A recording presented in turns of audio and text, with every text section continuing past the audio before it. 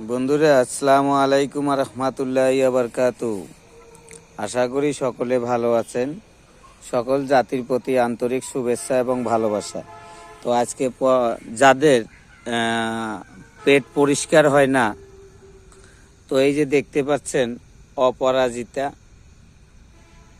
আমার হাতে এই ফুলটি দেখতে পাচ্ছেন, অপরাজিতা ফুল, সাদা অপরাজিতা। তো এই ফুল নেবেন প্রতিদিন 3টি করে।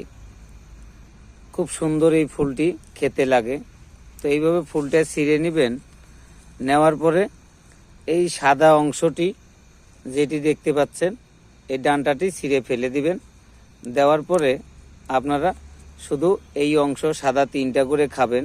আপনার পেটের গ্যাস কমে যাবে এবং আপনার পেট পরিষ্কার হবে।